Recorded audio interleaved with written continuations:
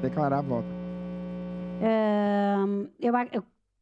Não é muita novidade que eu vou falar agora, apenas deixar mais uma vez registrado que, por tudo que eu ouvi, inclusive de pessoas que propuseram essa emenda, né, pessoas da mesa que propuseram essa emenda, eu me convenci de votar contrário, né, porque eu acredito que se precisa, sim, não é um cargo técnico que é necessário, não está faltando cargo técnico, porque existe a TV Câmara, existe essa terceirização que foi colocada aqui, que nós precisamos de cargo da área do jornalismo, ele não pode ser um cargo político de de dois presidentes que porventura estará na mesa diretora ou da própria mesa.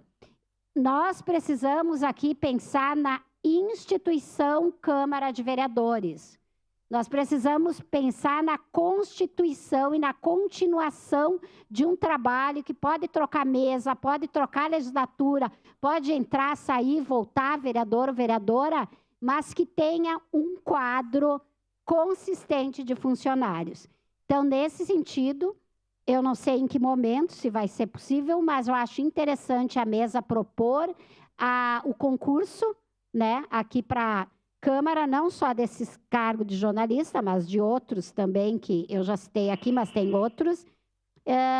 Eu acredito que, nesse sentido, não é CC que nós precisamos. Nós precisamos de quadro de carreira com competência, não que CC não tenha, e problemas vai ter com concursado, com cargo de confiança. Não se está discutindo aqui o mérito da pessoa, está se discutindo do cargo. E na instituição Câmara de Vereadores, nós precisamos um cargo continuado, um cargo que seja funcionário, servidor da Câmara.